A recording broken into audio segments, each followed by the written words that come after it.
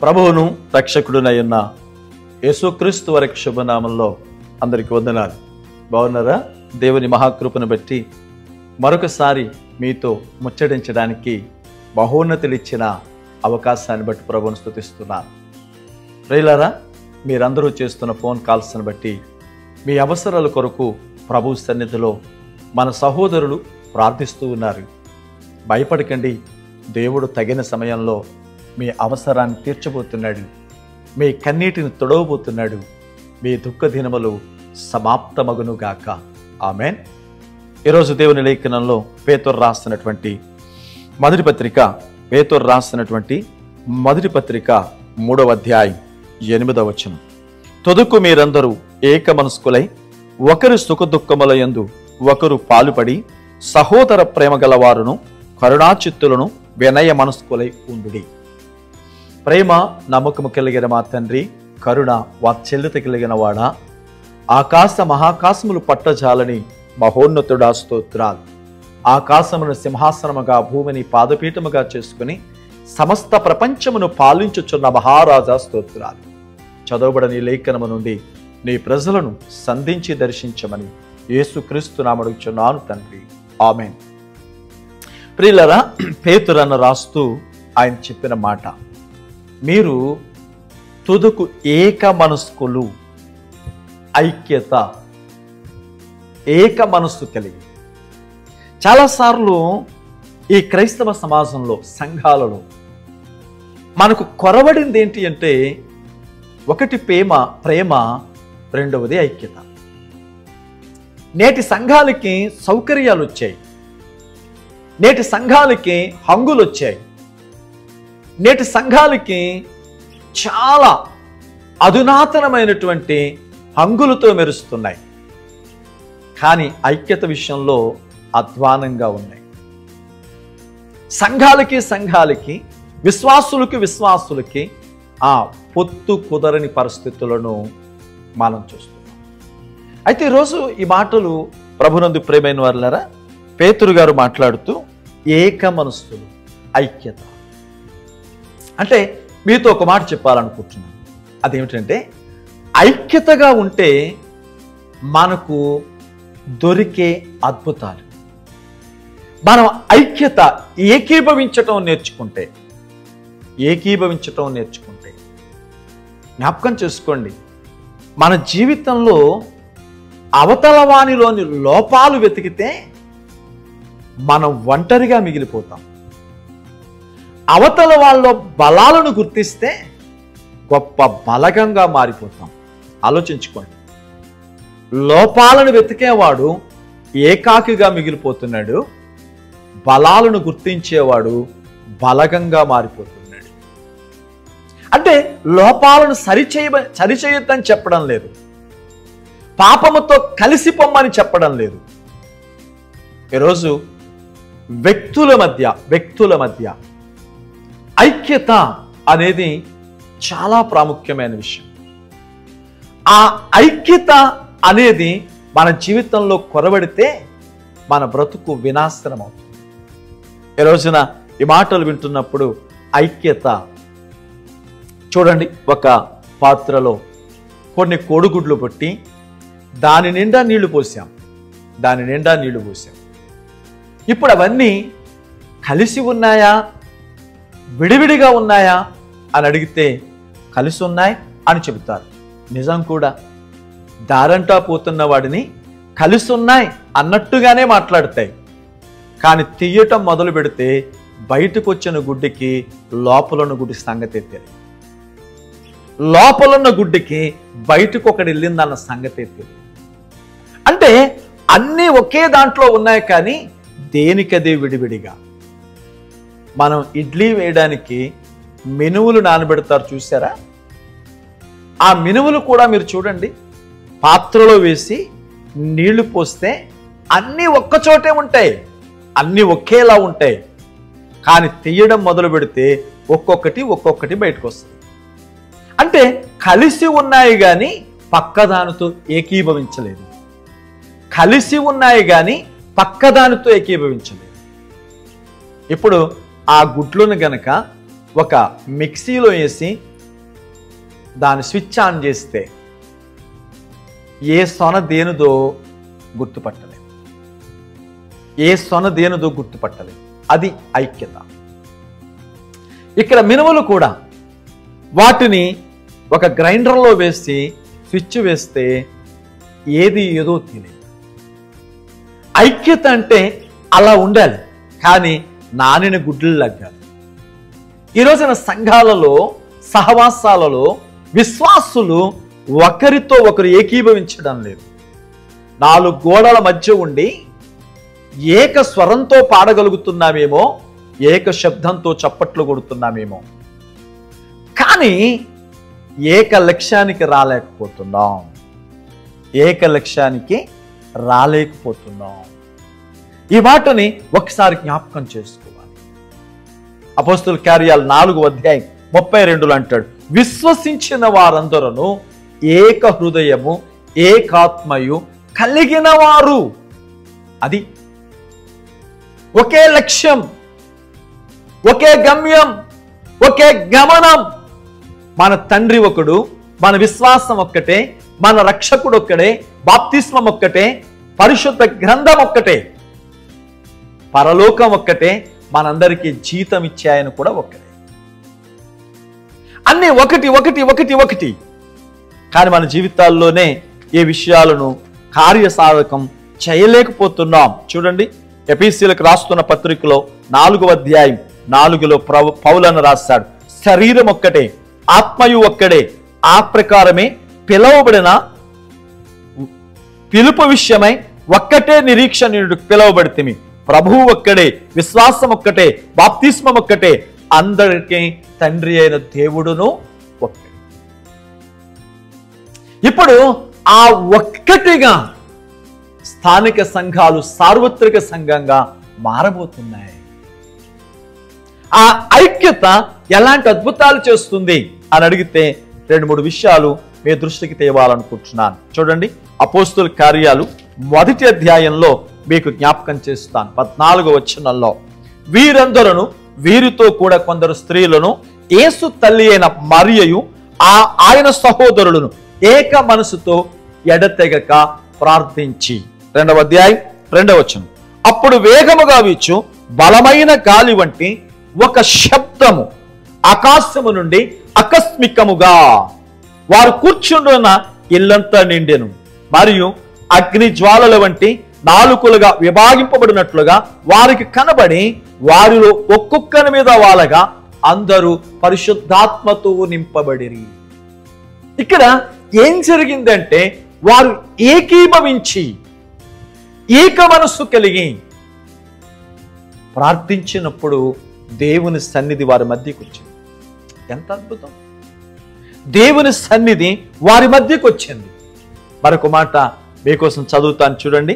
మత్తయి సువార్త 18వ అధ్యాయం 19వ వచనాన్ని మీకోసం చదవాలని ఆశపడుతూ ఉన్నాను.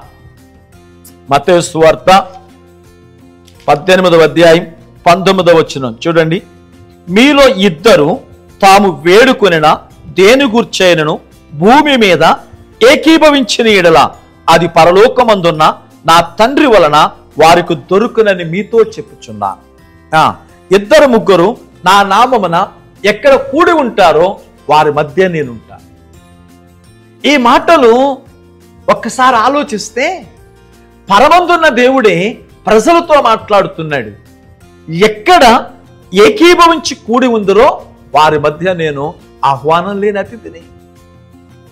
దేవుణ్ణి చూడాలని మండలాలు దాటేవాళ్ళు, జిల్లాలు దాటేవాళ్ళు, రాష్ట్రాలు దాటేవాళ్ళు. ఈ మధ్యకాలం మొదలైన కొత్త పిచ్చి దేశాలు దాటిస్తుంది. మీకు తెలుసా, ఎంత దూరం వెళ్ళినా ఆ దేశపు యొక్క ప్రకృతి రమణీయతను చూసి రావడమే గాని ప్రకృతిని చేసిన ప్రభువుని చూసినోడు ఒక్కడు లేడు. ఎందుకని? మనం ఉంటాడు అనుకున్న చోట ఆయన ఉండడు, ఆయన ఉంటాను అన్న చోట మనం వెతకటం లేదు. ఎక్కడుంటానన్నాడు ఆయన? ఎక్కడ 2-3, ఎక్కడ 2-3. ఈ రోజున సంఘం ఒకరితో ఒకరు ఏకీభవించగలిగితే, కుటుంబం ఒకరితో ఒకరు ఏకీభవించగలిగితే మన మధ్య దేవుడు ఉంటాడు. ఆయన స్పర్శను అనుభవించగలం, ఆయన యొక్క తాకిడిని అనుభూతి పొందగలం, ఆయన యొక్క సహవాసపు యొక్క అనుభూతిని పొందగలం. ఎంత అద్భుతం! ఈరోజు నీ జీవితంలో జ్ఞాపకం చేయి. చూడాలి చూడాలి అని అనుకుంటున్నావు, కానీ దేవుడు దేవుడు అని మాట్లాడుతున్నావు, కానీ ఆయన మాటకి ఎక్కడ లోబడుతున్నావు? ఐక్యత పరమందున్న దేవుని సాన్నిధ్యాన్ని మన మధ్యకు తెస్తుంది. ఇది మనకు నేర్పే అద్భుతమైనటువంటి ఒక మార్గం. రెండవ మాట, ఇంకా ఐక్యత ఏమిస్తుంది అని అడిగితే రెండవ మాట మీకు జ్ఞాపకం చేయనా? అపోస్తుల కార్యాలు 4వ అధ్యాయం 31వ వచనాన్ని మీకోసం చదువుతున్నాను. వారు ప్రార్థన చేయగానే వారు కూడి ఉన్న చోటు కంపించెను. అప్పుడు వారందరూ పరిశుద్ధాత్మతో నిండిన వారై దేవుని వాక్యమును ధైర్యముగా బోధించారు. ఈ మాటలు వింటున్న ప్రభునందు ప్రేమైన వారులారా, చాలా అద్భుతమైన విషయం. ఏంటి సంగతి, ఇక్కడ ఏముంది అని అడిగితే అదే అధ్యాయం చూడండి 17వ వచనంలో, ఇది ప్రజలలో ఇక వ్యాపించుకుండుటకే ఇక మీదట ఈ నామమును బట్టి ఏ మనుష్యునితో అయినా మాట్లాడకూడదని మరియు వారిని బెదిరించెదము.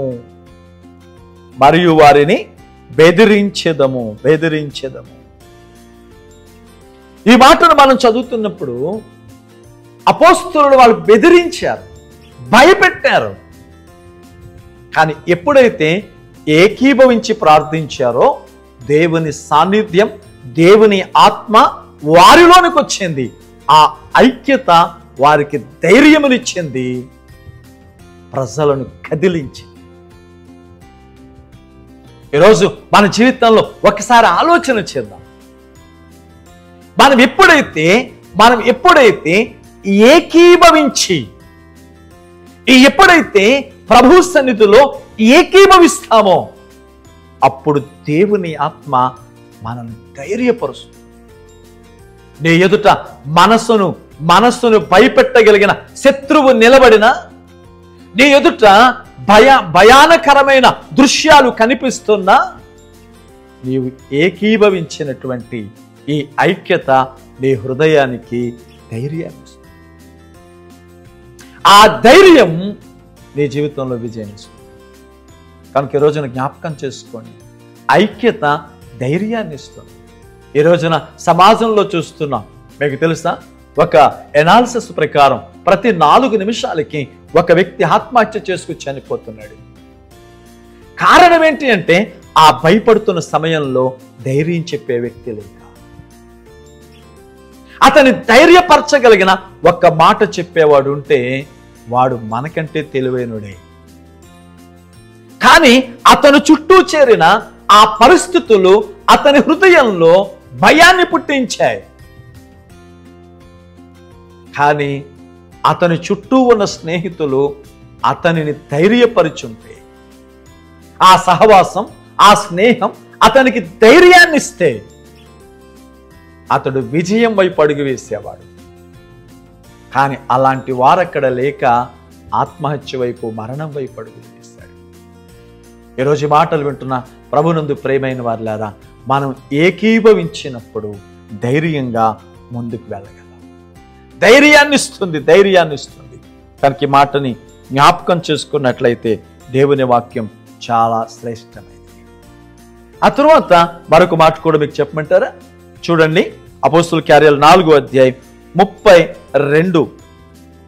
విశ్వసించిన వారందరూ ఏక హృదయము ఏకాత్మయు గలవారయుండి ఎవరును తన కలిగిన వాటిలో ఏది తనదని అనుకొనలేదు, వారి కలిగినదంతయు వారికి సమిష్టిగా ఉండేది. అదే అధ్యాయంలో 35వ వచనం కూడా చదువుతున్నాను. వారు ప్రతి వానికిని వాని అక్కర కొలది పంచిపెట్టరు కనుక వారిలో ఎవనికిని కొదవలేకపోయింది. ఐక్యత ధైర్యం మాత్రమే కాదు, ఐక్యత సమృద్ధినిస్తుంది.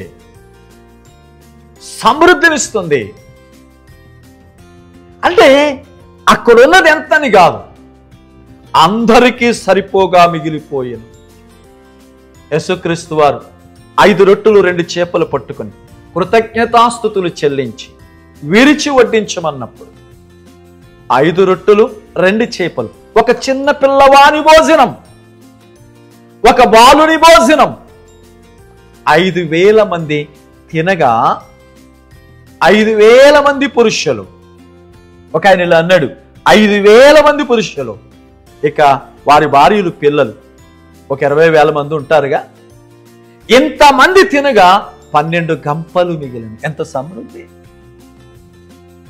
ఈ రోజున ఐక్యత సమృద్ధినిస్తుంది. మన కుటుంబాల్లో, మన జీవితాల్లో జ్ఞాపకం చేసుకోండి.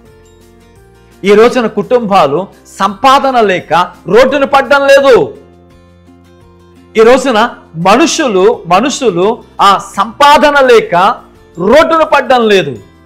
సఖ్యత లేక రోడ్డున పడుతున్నారు. సమాధాన పడలేక చావు కోసం ఎదురు చూస్తున్నారు. క్షమించే మనసు లేక మరణం వైపు అడుగులు వేస్తున్నారు. ఈ మాటలు నీ హృదయాన్ని తాకి నిన్ను ఆలోచింపజేస్తున్నాయి. ఈ మాటలు దేవుని ఆత్మ నీతో మాట్లాడుతుంది. ఇంకెంతకాలం సంఘంతో, సేవకునితో, సహోదరులతో ఏకీభవించలేక ఏకాకివై బ్రతుకుతావు? ఇంకెంతకాలం అపవాది చేతులు అస్త్రంగా ఉంటావు? ఈ మాటలు నీకు మనసుకు బాధ కలిగించినా నీ మేలు కొరకు దేవుడు నీతో మాట్లాడుతున్నాడు. కనుకనే ఏకీభవించడంలో సమృద్ధి. మరో చివరి మాట చెప్పి మీకు ముగించాలనుకుంటున్నాను. అపోస్తలుల కార్యాలు 12వ అధ్యాయం మొదటి వచనాన్ని చదువుకుందామా? బైబిల్ ఉన్నవారు చూడండి. దాదాపు అదే కాలమందు రాజైన హేరోదు సంఘపు వారితో కొందరిని బాధ పెట్టుటకు బలత్కారముగా పట్టుకొని యోహాను సహోదరుడైన యాకోబును ఖడ్గముతో చంపించింది. ఇది యూదులకు ఇష్టమైన కార్యమని తెలుసుకుని పేతురును కూడా పట్టుకునేను. ఈ మాటలు మీరు జ్ఞాపకం చేసుకోండి. అపవాది అపోస్తలులను పట్టుకోవడానికి ప్రేరేపించింది హేరోదు పట్టుకున్నాడు. వాళ్ళని చంపడం యూదులకు ఇష్టమట. కాబట్టి యాకోబుని చంపారు. పేతురును తీసుకెళ్లి చెరసాలలో వేశారు. ఇక్కడ ఆశ్చర్యకరమైన సంగతి 5వ వచనం.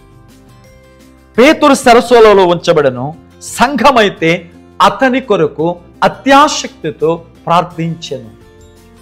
భూమి మీద 2-3 ఏకీభవించిన ఎడలా, భూమి మీద 2-3 ఏకీభవించిన ఎడలా వీరు సంఘముగా కూడి చెరసాల నుంచి స్వేచ్ఛలోనికి తీసుకురావాలని ప్రార్థిస్తున్నప్పుడు పరలోకం కదిలింది. దేవుని దూత చెరసాలలోనికి వచ్చింది. సంకెళ్లను పగలగొట్టి పేతురును బయటికి తెచ్చింది. అంత మాత్రమే కాదు, ఇక్కడ ఒక అద్భుతమైన విజయాన్ని చూస్తారు మీరు.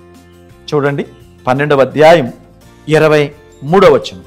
అతడు దేవుని మహిమ పరచనందున వెంటనే ప్రభువు దూత అతన్ని మొత్తగా పొరుగులు పడి ప్రాణము విడిచి. హేరోదేమైపోయాడు? చచ్చిపోయాడు. ఎంతటి విజయం ఇది! ఎంతటి విజయం ఇది! యూదులకు ఇష్టమైన కార్యమని యాకోబుని తలతీయించాడు.